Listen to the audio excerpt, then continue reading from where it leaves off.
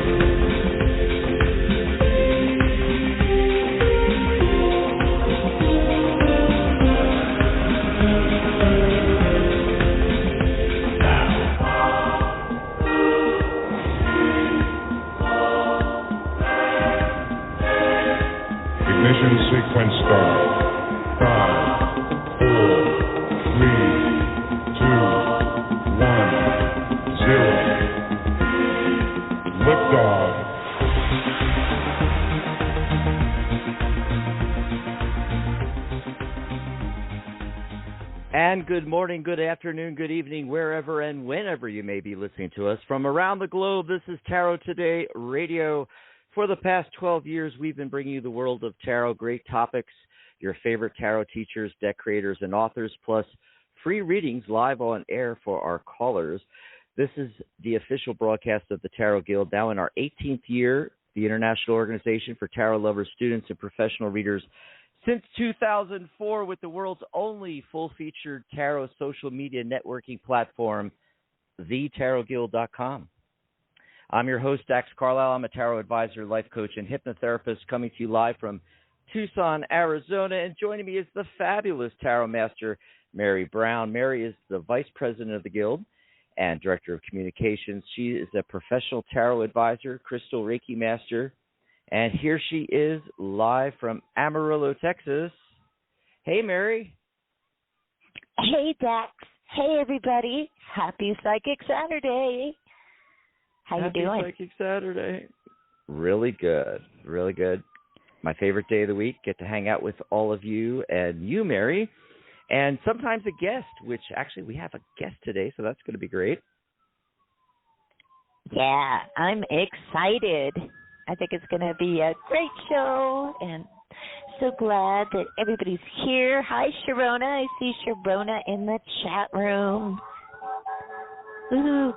Oh, yes.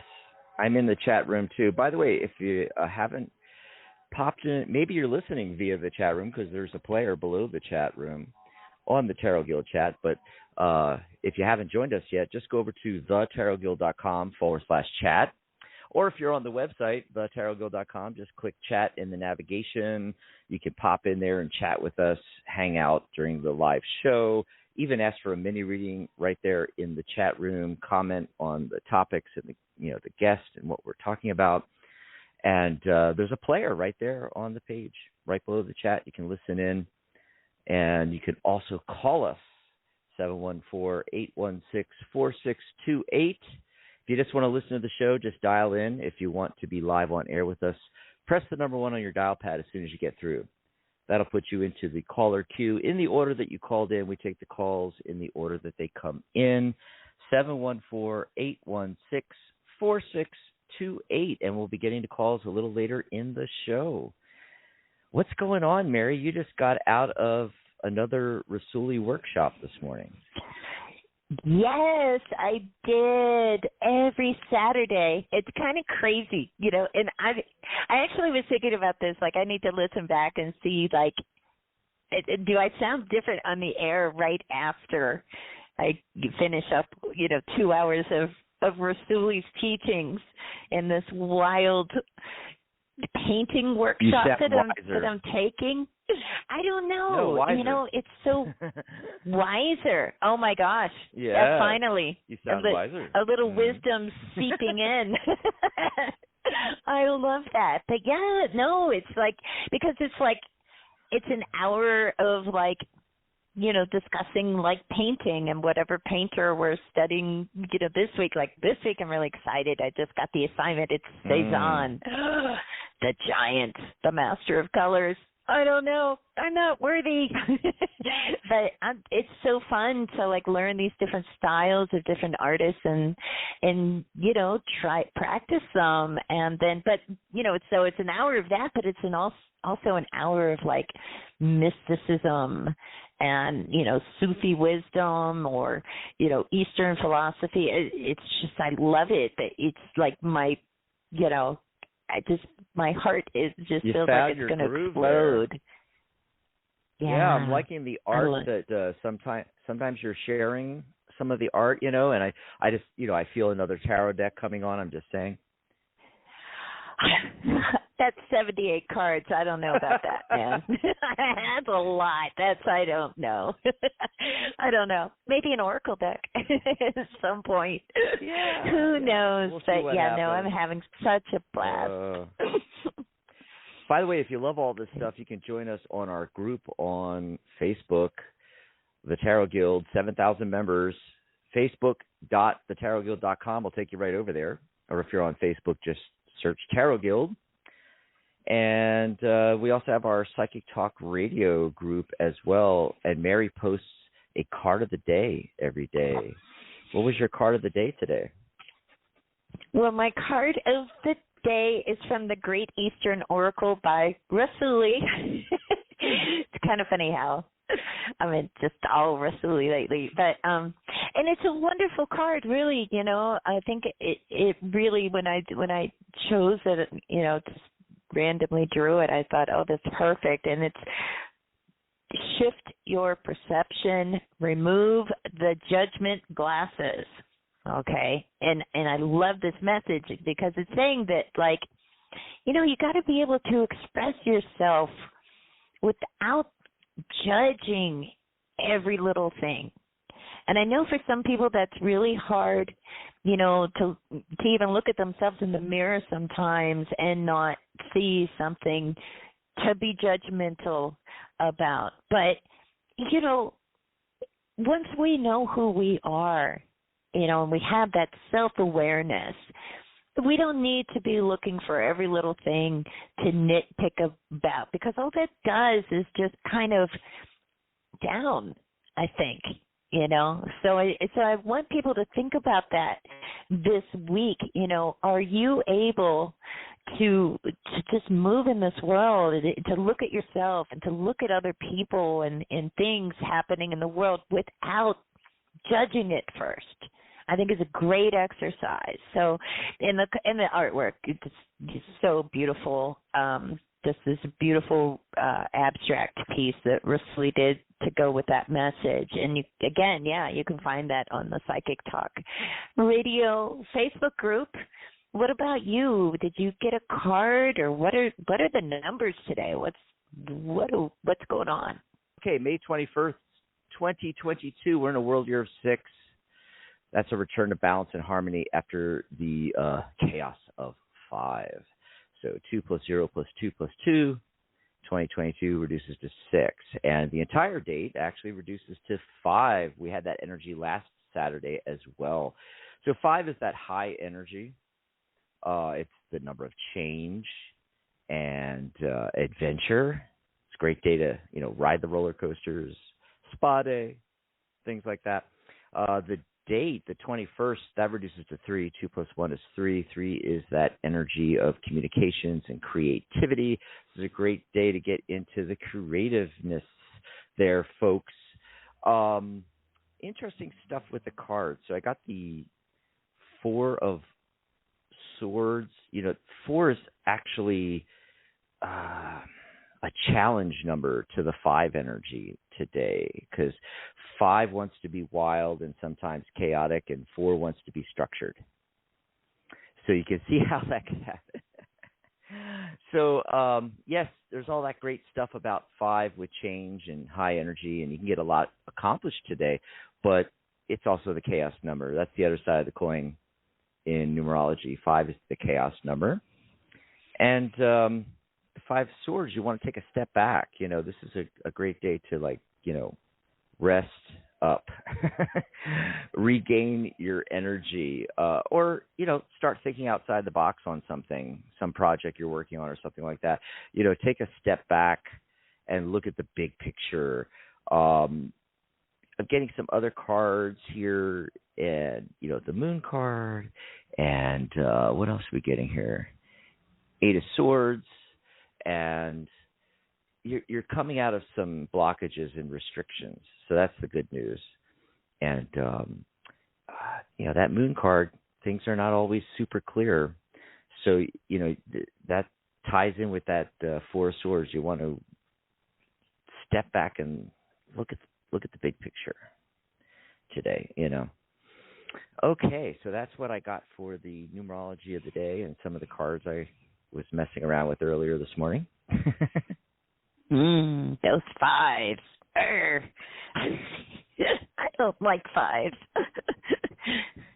I know.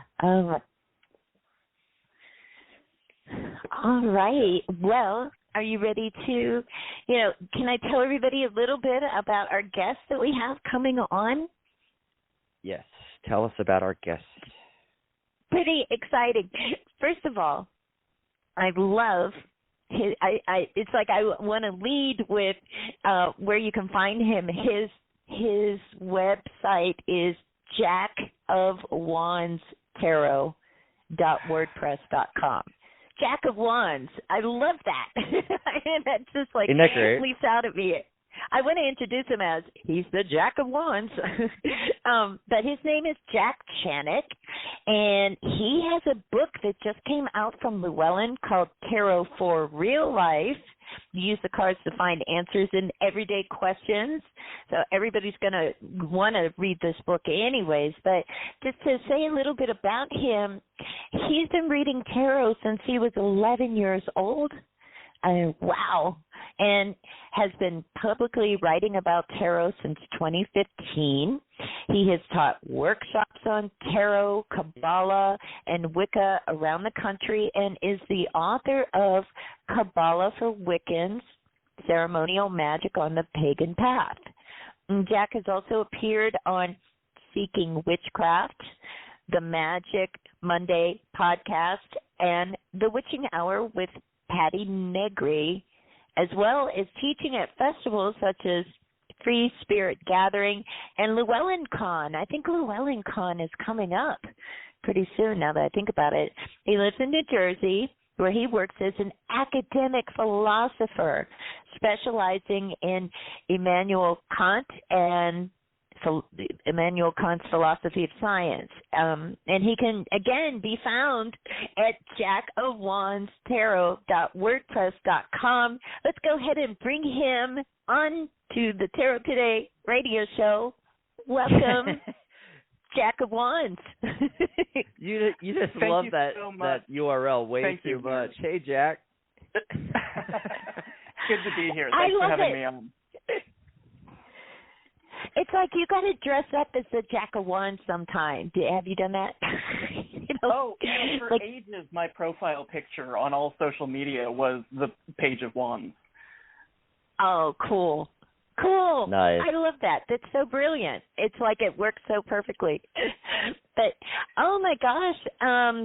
So you teach philosophy, and you've written all of the stuff. Oh, my God. How is it that you've been reading tarot since you were 11 years old? Like what was that like? How did that even happen? How does an 11-year-old get their hands? And how are you reconciling tarot with the academia? I just got to ask that one. I'm going to throw that one in too. Oh, no, that's a great question. I'm going to start with the how did I read tarot starting at 11, because that's an easier question to answer. And this is a story I tell in the book. I grew up watching James Bond movies with my parents. Both of my parents loved James Bond. And there's a James Bond movie where Jane Seymour plays a tarot reader. And when I was a kid, I just thought this was the coolest thing. And I begged my parents to let me learn how to read tarot and buy me a tarot deck. And finally, for my 11th birthday, they did. They took me to the bookstore, and I picked out a tarot deck, and the man behind the counter was very serious. He told me that the tarot deck would only work if I kept it wrapped in silk, and of course I didn't have any silk lying around, but the cards seemed to work fine anyway. I just started as a kid and started with very simple readings. My readings were not terribly sophisticated or good when I was 11 years old, but as a kid, you kind of already speak that symbolic and visual language. You already know how to communicate through images and symbols. And so actually learning how to pick tarot up as a child goes much quicker than you'd expect, because you don't have to reteach yourself how to express truth symbolically. Right. And you weren't like, okay, these are the Golden Dawn associations, and like you don't have to do that, right? As a kid, you can just look and see what the card means, right, by looking at the image. Yeah, exactly. And because I am very academically and analytically inclined, eventually I did go on to do that more formal study with the Golden Dawn meanings and the Aleister Crowley and the numerology and the elements and so on. But really starting out, it was just a very intuitive process of looking at the cards and seeing where they took me. Oh, I love that. And then the academia question, because is it, like, do you tell people, like Dax was wondering, like, how do you reconcile it? Yeah, I mean, I do tell people, for sure. I get mixed reactions. There are some people who are like, oh, that's so cool, will you read my cards? There are some people who immediately roll their eyes and are like, oh, gosh, you're one of those people, huh? But, the way I see it, academia is an important part of who I am, and so is tarot, right? Tarot has been a part of my life longer than the Academy has. And so, I am just who I am, and these are my interests, and I'm not going to filter them for the people around me. And actually, you'd be surprised. So Michael Dummett was a professional philosopher who wrote a couple of books about the history of tarot cards. Philosophy kind of has a point of reference for people being interested in tarot already. And as for sort of how I reconcile it, when I first got into tarot, for many, many years, I was very sort of abstract and introspective with tarot. So I started out using tarot primarily as a tool for meditation and personal reflection. And then sort of slowly over time, I worked my way more into the practical divinatory aspects of tarot of, looking forward to the future or trying to sort out what I should do in a particular situation, things like that. And really that just became a matter of, over the course of years and years of reading tarot, eventually you sort of accept that it works and you don't need to rationalize it. And the more I read tarot, the more it was clear to me that I could do really great things with it if I just learned to let go and trust myself.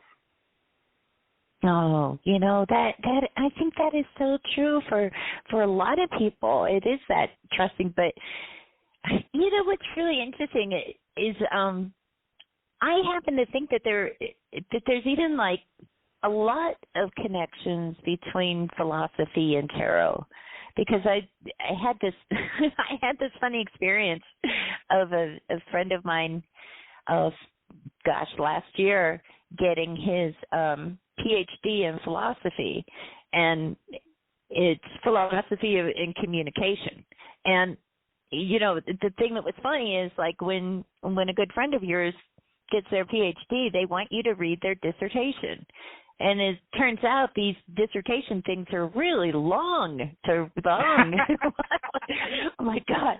I'm like, I'm still reading it. But what he wrote about, it was, I don't know, I can't remember the name of the people whose theories it was or whatever, but it had so much to do with interaction of symbolism and this other theory called psychical accretion. And I'm reading this, and even though his paper was on a totally different subject, I'm like, my gosh, that's how tarot works. Wait a minute. I could apply all this to tarot. And so I was thinking, Absolutely. like, that must happen a lot, right? Because when you look at philosophy, it's really like, how does life work? How do we think about it? And to me, tarot is kind of mirrors that. Or am I way off? What do you think? No, I think that's on base. I think at bottom, philosophy is, this is the definition that I give to my students, philosophy is the process of trying to arrive at truth through the exercise of reason. And I think tarot is similarly a process of trying to arrive at truth. We just arrive at truth through symbolism. And it's a different way of reaching the same sort of thing. But from a scientific point of view, the mind thinks in symbols. We don't think in written words or spoken words. We're translating what our thoughts are, which are symbolically based, into words that are spoken or written down on a page. And so there's a scientific reason for it. There's a connection with the subconscious mind. Yeah, unquestionably. You know, I can give you a 500-page philosophical dissertation, and all that's going to do is give you a migraine. But if I lay out a couple of tarot cards in front of you and have, you know, Death, the Four of Cups, and the Seven of Wands, that can paint a very clear picture in just 3 cards that it would have taken 500 pages for me to give to you otherwise. Oh, yeah. Yeah, I can say after reading my friend's dissertation, I prefer reading tarot cards. It was great, but wow. I was like, oh, my God, this is a novel. But speaking of novels, well, nonfiction, actually, right? Let's talk about your book, Tarot for Real Life. You know, the title is perfect, Love right? That. That's such a grabber, you know, immediately. But, you know, what was just the reason that you wanted to write the book? You know, were you finding that, you know, this is the book that, you know, was kind of filling a void that, like, you know, nobody had really addressed, like, everyday questions? You know, what inspired you? You know, there are so many wonderful tarot books out on the market, and when you decide to write a tarot book, it's kind of daunting because, you know, if you write a book, you're sort of saying that not only do you have something important to say, but no one else has said it, or at least no one has said it in quite that same way before. The thing I think that I really wanted to accomplish with Tarot for Real Life was to really, really focus on the practical application of tarot.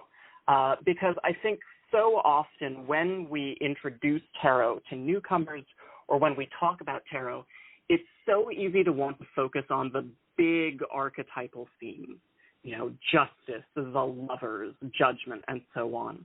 And those are obviously significant and important, but when we put too much emphasis on that, we leave out the minor arcana, which make up more than 70% of the deck. And what's more, you know, the minor arcana are the sorts of issues and themes that you encounter in real life, in your day-to-day life. You know, if I'm having trouble at work with my boss, that's probably not going to be a hanged man situation unless things get really out of hand. More often than not, that's going to be something to do with, you know, themes in the Suit of Pentacles, or so on. You know, the minor arcana, the suit cards in tarot, are really the cards that deal with the themes that people encounter in their day-to-day ordinary lives, and those are the questions that people have when they want a tarot reading. So I wanted to write this book to really focus on those more practical, immediate aspects of tarot, give a little bit more emphasis to the things that you see cropping up every day in your life, because I think those are the things that are really significant when we try to bring them into a practical tarot reading for questions that people actually have. Oh, yeah. Yeah, I think that makes a lot of sense because, you know, the way I look at it is that, you know, look, wouldn't it be great if we could choose the people that are going to want a reading from us? If we could choose, you know, okay, I just want the people that want to do personal development, and I'm just going to talk about, you know, things that are very empowering. And, you know, I see a lot of readers that get a little bit I don't know. I think they get a little flustered because it's like everybody just wants to ask about their love life. Everybody just wants to ask about their career or their finances or their moving. And I'm like, well, because that's everybody's life. That's what they're doing, you know. So I think it's really helpful because the majority of questions are the day-to-day, you know. Yeah. They're not the big empowering, you know, I guess more empowering questions that a lot of books tell you, you know, to rephrase the question, you want to do this, you want to do that. I like a lot of things about your book. One of the things that I like is like just right at the beginning, you introduce that there is more than one tradition in tarot. You know, you talk about the illustrated versus unillustrated pips. You talk about Marseille and Thoth and RWS and just really kind of,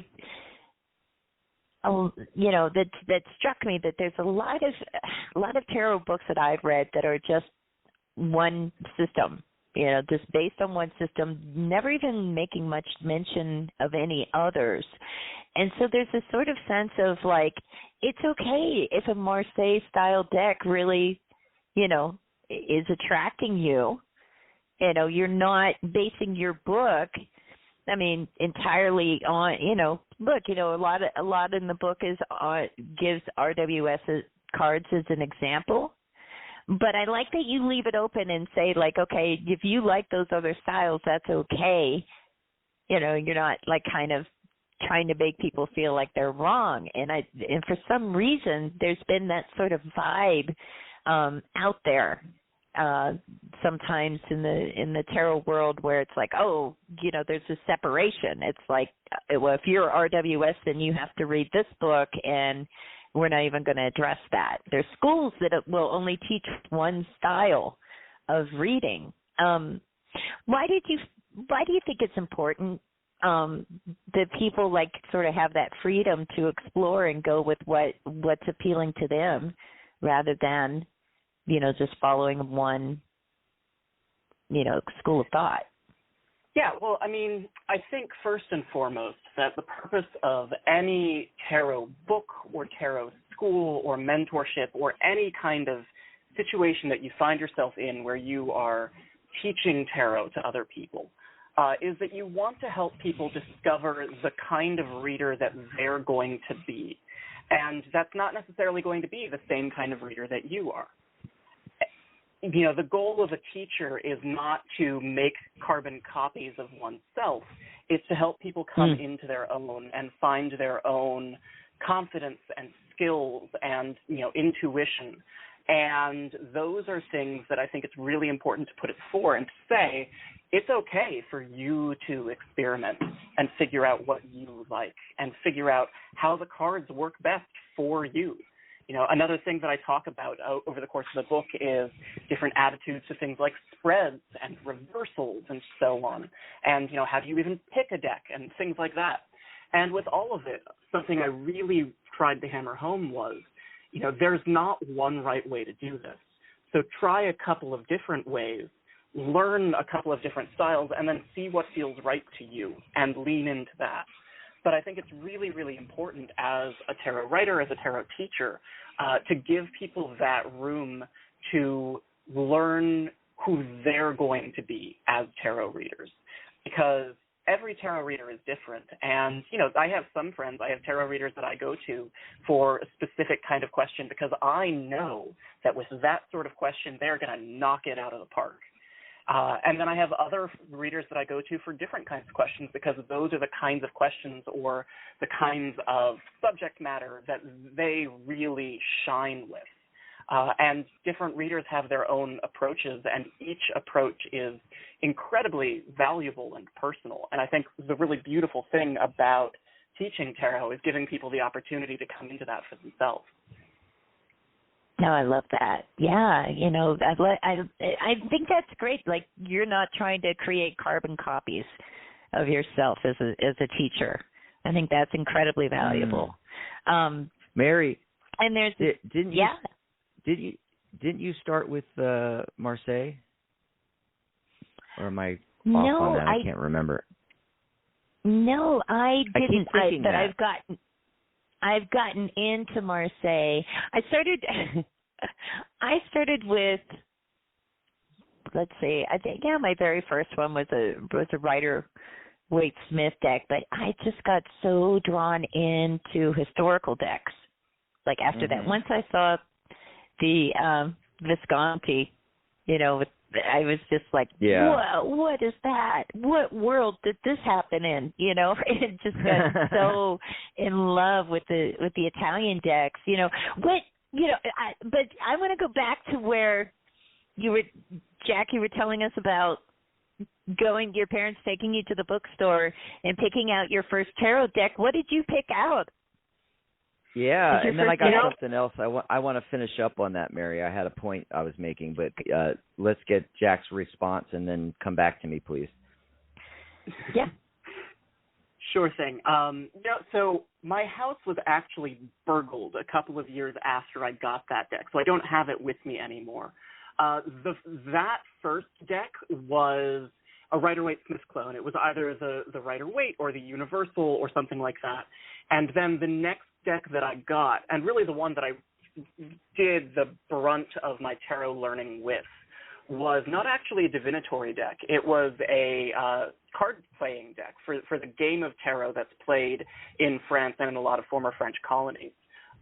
So it, just the cards themselves are like a poke deck, but they have 26 extra cards, and the major arcana are not illustrated with any kind of divinatory meanings. They just have sort of themes from French colonial life, and it was a very bare bones deck, which was a really interesting way to learn tarot, because I ended up relying quite a lot in those early days on things like suit and numerology and elemental associations, and sort of looking at the big picture of how the cards interacted with each other in a larger spread.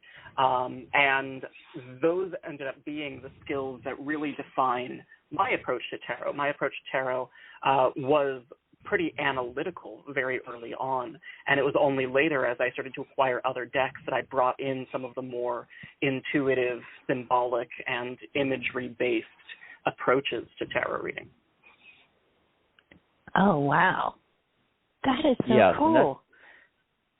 That's the exact point right there, is exactly what I was getting to, and why I brought up asking you about the Marseille deck and the historical decks, Mary, because you were talking about how Jack's book starts out, talking about that and the different traditions that, there are, the original decks did not have images on the tips, and it's just that I've been thinking a lot more of this or about this lately, because anybody that's been listening to the show for all these years knows that I learned numerology first and sacred geometry and the elements, and then I came to tarot. So I had just like you, Jack, I had a very analytical approach to it, And yes, the illustrated pips, everybody loves that, the Rider-Waite-Smith tradition, and it makes it easier because you have images and symbols to look at and so forth. But lately I've been thinking it can also be quite limiting if you think about it, because like the Three of Pentacles, so you got that three energy, creativity and communication, you've got Pentacles, Earth, the Earth element. There's a lot more to it than just what is going on in the particular Waite-Smith image that's on the Three of Pentacles, if you're catching where I'm going with this.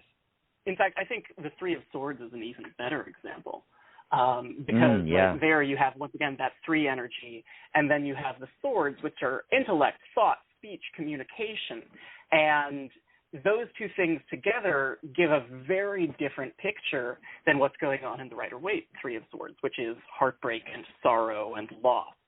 And that can be, that can depend on the deck that you're using.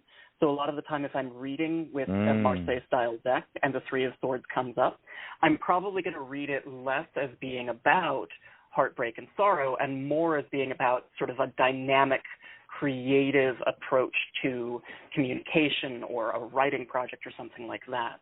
But it can also be, I think, really significant, even if you are reading like with the Rider-Waite and you're reading in a Rider-Waite style system. If you get the Three of Swords that shows up, and you also get all of the other threes in the deck that come out in that same reading, that tells you something, I think, really significant, that more than just the individual meanings of those four cards. If you get all of the threes in one reading, that tells you that numerological energy of the threes, that dynamism, that creativity is really significant in your situation, and that's the thing to pay attention to, even if you're interpreting the individual card itself with a more conventional imagery-based meaning. Right, yeah, that's what I'm getting at really, is that it opens it up to much more interpretation and, many more meanings and connections to the surrounding cards and so forth, even with the majors too. I think of the majors as a suit unto itself that is the quintessential element of, say, spirit, for instance, and then they're all numbered, and the higher number cards could be reduced down to a single digit, and then there's a lot more meaning than what's going on necessarily in the image. What do you think, Mary? What do I think? Well, first of all, I think the one deck that we're not mentioning is the Solabusca deck, which had illustrated pips, dare I say, since the late 1400s. So, and a lot of the experts on that deck out there have a feeling that this is more the miners in that case with that deck are illustrating literally different alchemical processes. So I think that you could add that into the mix. But I get what you're saying. Sometimes when it's such a striking image, right? And it's especially the way it's done in some of the, different decks where it looks like it's piercing a heart, and sometimes it's a bloody heart, blood dripping down, so it can be already those. You're already like, I don't want this to come up. But, recently I've noticed this with, who was it? Anna Turing that we had on talking about her Abyss Tarot, where she did an alternate version of the Three of Swords. And it was like the swords were piercing a book, So it was that idea again of like, going more with, what's happening on the mental level rather than, that bloody, that bloody heart. But I think that we can be limited, but we can also, I think sometimes that's where you get away from the imagery of just a single card, and you're reading it in context of the question being asked and the surrounding cards, and sometimes that kind of changes how we see it a bit. But I think it's kind of like, I like illustrated pips, and I like them when they're not too. Like, I'm not somebody who is like stopped by that. I'll see a lot of reviews where it'll be like, they didn't put pictures on the minor arcana, I can't work with this. It's like, okay, that's like you're limiting yourself, that you're not going to work with it. And the numerology factor, that can be extremely helpful. But it's like in chapter 2 of your book, you go there. You're like, how does tarot work? The big eternal question. And what I love is that you do a good job of reflecting a lot of different ways in which we look at how tarot works. And I think that what happens, unfortunately, a lot is they'll get attached to the, like, maybe they bought a book, not your book, okay? Your book just came out, so it's innocent of this. But, they'll buy a book that is just like laundry list after laundry list of keywords, and they'll pick out a keyword or two, and like, that's it. no matter what happens, no matter what the question, no matter what day of the week, that's what this card means always, regardless of anything else. And to me, that's more limiting than whether you have an illustration that, you know, gives a certain vibe or you don't have an illustration. And to me, that's like the worst, you know, when it comes to really looking at, you know, how we look at the cards. It's like if we get locked into, you know, a laundry list of, you know, single keywords and try to read that way, I think that that's the greatest damage. I don't know. Yeah. Maybe that's... Well, and to my mind, I think that's really the mark of an advanced tarot reader, of someone who really knows the craft of tarot reading, is when you get someone who doesn't read the same card the same way in every situation, right? When you reach that point of being able to see a card from several different perspectives and say, oh, sometimes this card is going to mean this thing, and sometimes it's going to mean this other thing, and, you know, I am reaching a point where I can figure out when it's going to be A versus B versus C. And when you can sort of dynamically interact with the cards in that way and let them tell you what they mean in the moment rather than having to rely on, like you said, a laundry list, I think that's the point where you really know tarot, where you're really in tune with tarot. And it's okay as someone's learning tarot. You know, I think it's totally okay to start out with a couple of keywords as a way of getting yourself into the cards and getting a feel for them. But like you said, Mary, I think it's really important not to limit ourselves to thinking, you know, oh, the Five of Pentacles means you're going to get sick, and that's what it means in every single reading, even if we're doing a reading about your love life. Yeah, you know, and I'm just looking in your book. You know, I looked up the Three of Swords here. You know, I love how you addressed that. You know, you warned at the beginning of the chapter that the swords have a bad reputation, and that, you know, the Three of Swords is one of the big reasons. But the tarot encompasses a whole range of human experience. You know, and I think that that's really kind of important to keep in mind. You know, I guess when I learned tarot, the first thing that I really learned, I think, that was the most valuable was that idea of, if you look at it as if it's a book of life, a book of everything that could happen in life, you know, and every time that you do a reading, you know, it's like the cards like combine to just display a reflection of life. And I look at it more in that way, that, you know, in pain, yeah, sometimes it feels like we've been, you know, we have three swords sticking out of our heart, doesn't it, you know? But that's okay, you know. And, you know, there was this one thing that I thought was really interesting. You give some great advice in here. You give a lot of great advice all through the book on, you know, things like doing the daily draw. And you talk about how some people struggle with that idea of pulling a card of the day, you know, and how that's it's a good practice that most people do recommend. And you talk about it in the sense of, like, the key purpose for it is to kind of gain that experience with interpreting the tarot. So take them where we've taken this conversation, and then kind of stepping back and, like, how do we apply that to the daily draw? You know, yeah, what do you think?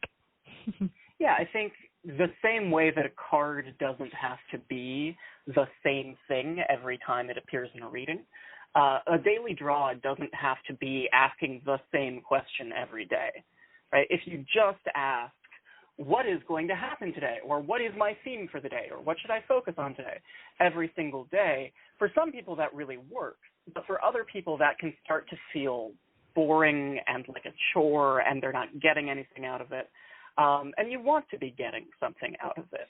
The daily draw is as frustrating as some people find it, it's really good practice because the goal is, like you said, Mary, to be reading tarot every day so that you can gain proficiency. It's like running your scales if you're learning the piano. And I think one really beautiful way to approach that is to think of a very specific question to ask every day. And it can be a different question each time. But, if you have, like, how is my 2 o'clock meeting going to go? That's a specific thing that you can read about that's relevant to your day, and then you ask a different question the next day. This morning, I got up, and because it was, a Saturday and I have chores to take care of, but I didn't really want to do everything all at once, I pulled a card and I said, what chore should I do today? Let's get one thing off the bucket list. And I pulled the 7 of Pentacles. So I went out and did some weeding in my garden.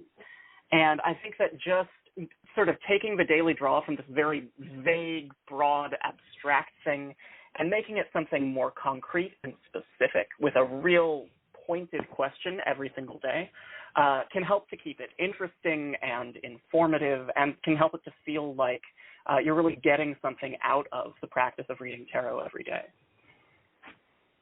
I love that. I do, because, yeah, you're right. People can be sort of like, well, this is the card. I'm stuck with this card.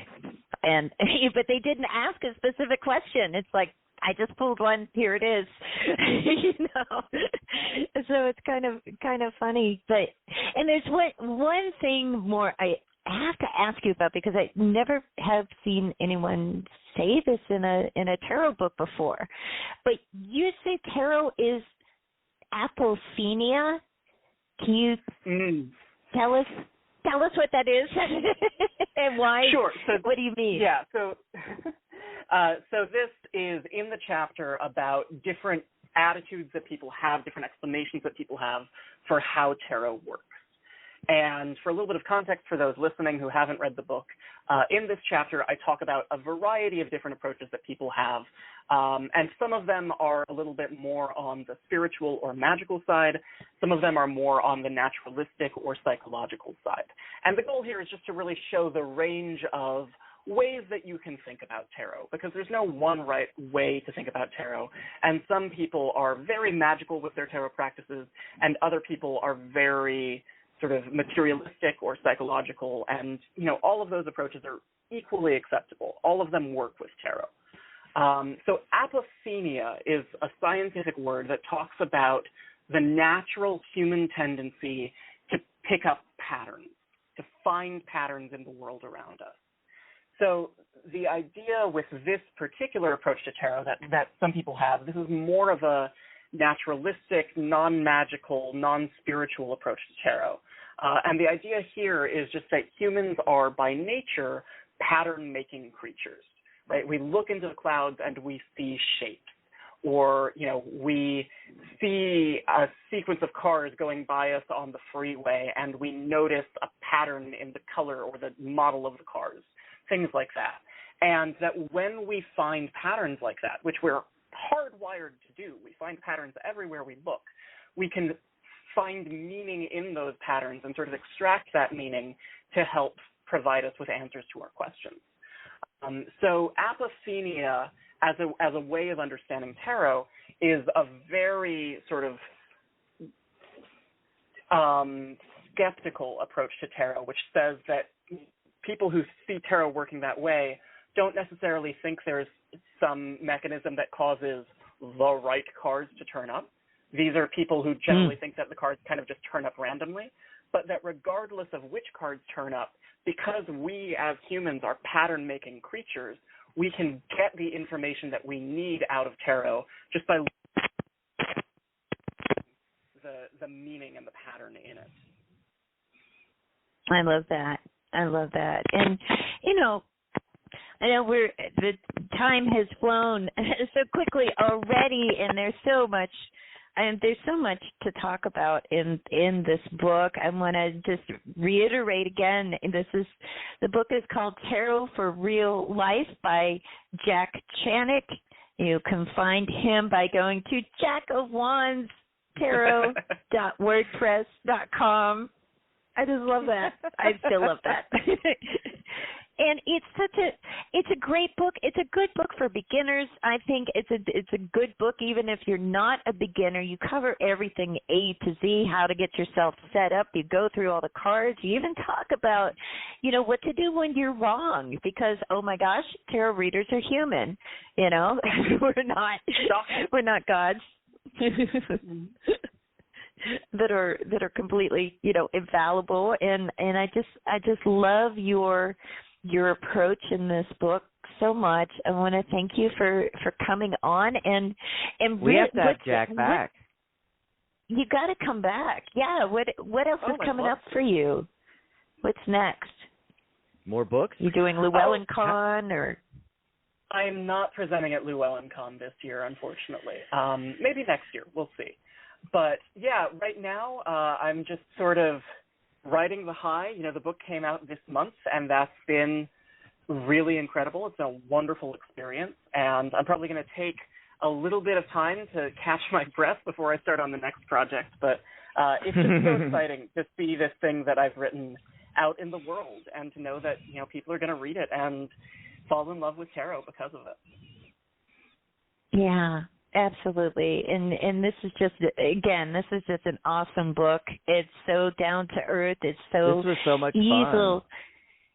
Easy to read, and it's great great that you put that out there for everybody. And I wish you so much success with this, and yes, you have to come back on, because there's a million other things to talk about with this book. Just at least. I would be delighted. Thank you both so much for having me. This has really been wonderful. I had a lot of fun. Very interesting stuff, too. Thanks a lot, Jack. Bye. All right. Thank you both. Bye. All right. Bye-bye. And that was Jack Chanek. Oh, my God. That was one of our best interviews. I mean, so much great information. Yeah, and so just much fun. Insight and fun to talk to. He's the Jack of Wands. I'm crazy about that. I love that. Oh my gosh! gosh! To do a Jack deck now. Yeah, right. So should I let everybody know what's coming up on the Psychic Talk Radio Network this week? You guys want to know? Great idea. Let's do that. Yeah, we got some great stuff happening tomorrow. Sunday, May 22nd, our next show. It's The Magic Universe with your host, Sharona Rapsick, and she has a special guest on, Cherry of Cherry's Tarot, and they will also be taking your calls for free mini readings.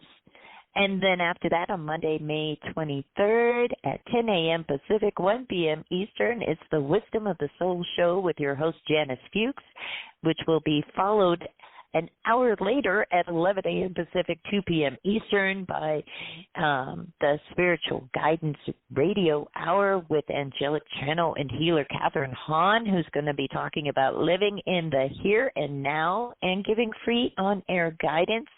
And then Dax and I will be back next Saturday doing all open lines in our Psychic Spin segment, plus taking your calls for free mini readings on the Tarot Today radio show.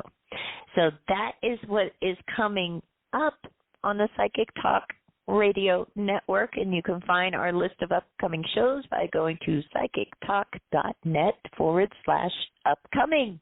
Back to you, Dax. That's right, and on thetarotguild.com in the events section, we have all our radio shows, plus all the other Tarot Guild events coming up. We got a couple of really great things coming up that I wanted to mention real quick. One is the Tarot and Dreams tomorrow. After Sharona's show, it's going to be live via Zoom meeting with Brenda Elizabeth. She's already done a workshop for us, and she's great. It's going to be a lot of fun. And you're going to learn a lot, interpreting your dreams with tarot. And that's this Sunday, tomorrow, 1 p.m. Pacific, 4 p.m. Eastern U.S. time there. And Mary and I are going to be live on Facebook on Tuesday. And, gosh, I didn't check the time on that. I think it's 12 noon, 3 p.m. Eastern. Does that sound right? I think so. We haven't done a live in a while. So I couldn't remember when we were doing them. Yeah. We're going to do a live tag team walkthrough and review of the Somnia Tarot. So that's going to be great, as well as, we're going to answer your questions, and we're going to talk tarot. Yes, and also let us know what you would like us to ask the cards for a Psychic Spin segment next Saturday. And remember, that's the bigger questions. What do you want to know from the universe?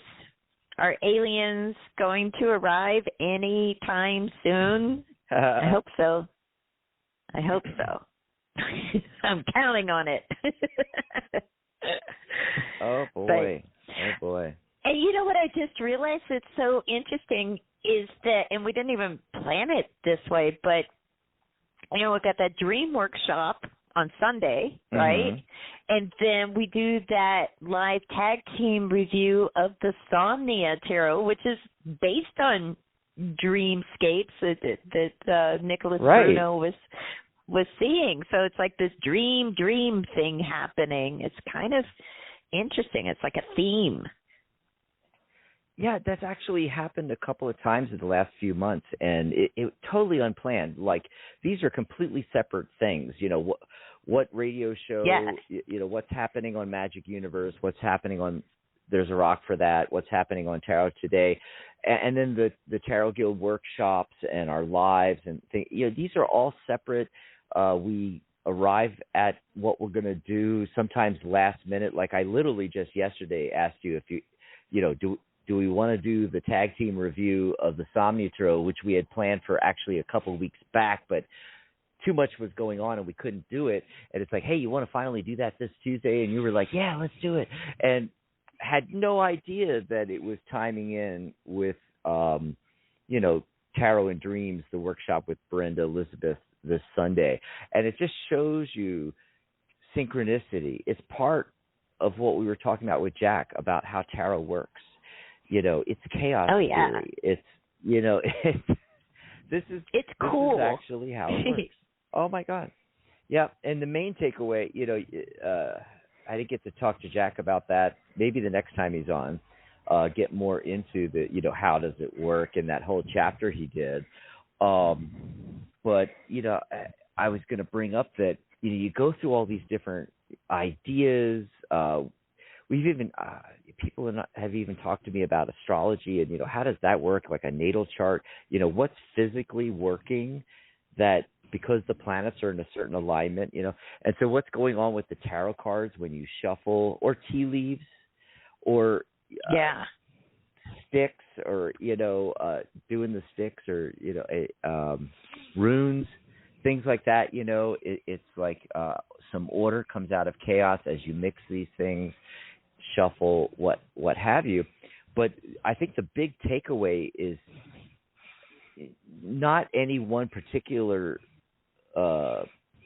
idea of how it functions, but the main takeaway is that through experience and doing it for decades and decades and decades, and Jack actually did mention this, he said, it just works. And you come to this realization. And you're no longer looking for an explanation why it works. That's not what's important.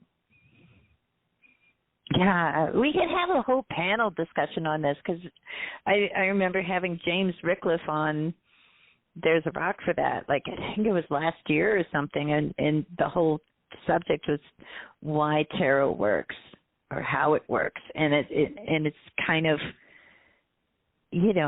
I would love to do that sometime, bring in a lot of different voices to because it's such a fascinating topic, and I think you're right. Our director.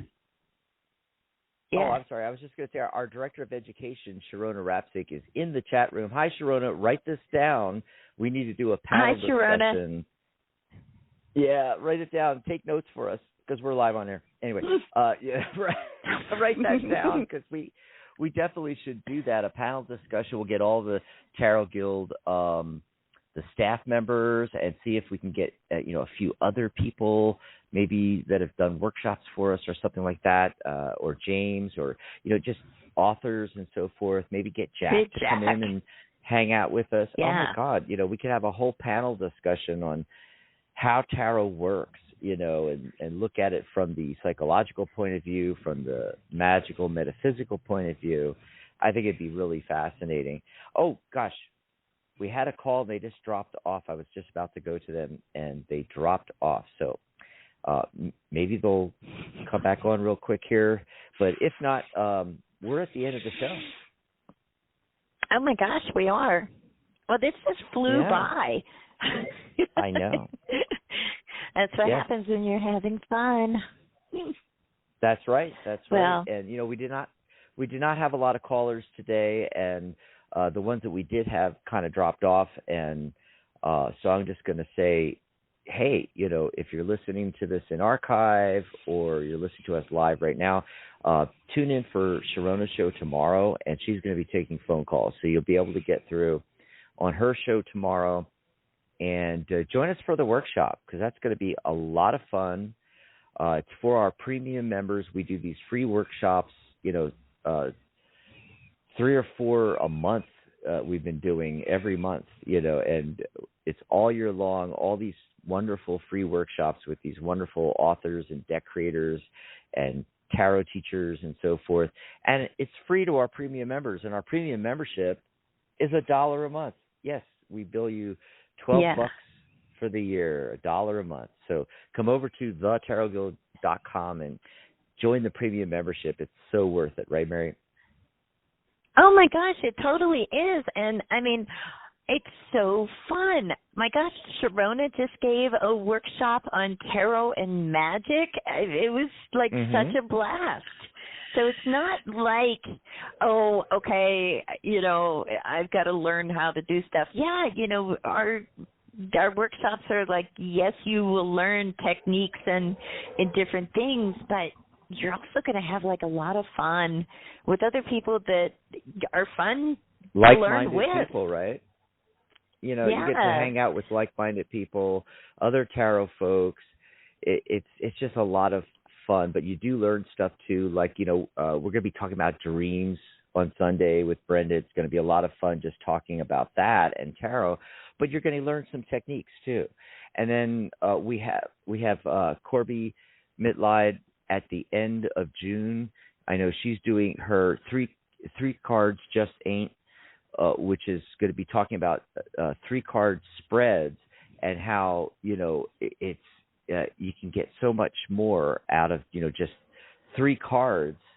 So you'll learn some techniques there as well. That's at the end of June. I think it's the 26th. She's gonna be on, and Sharona's going to be back next month with an astrology workshop, astrology for tarot readers. So, lots of great stuff coming up. Come join us, and meanwhile, we'll be back next week. Actually, we'll be here Tuesday doing our live on the Facebook group. So be sure to go over and join the Tarot Guild Facebook group, 7,000 people in the tarot. And you can hang out with us. You can ask your questions, any burning questions you have. We can just chat tarot, and we'll be doing that live walkthrough. And then, of course, we'll be back next Saturday with radio, Psychic Spin. Oh, yeah. Can't wait. All righty.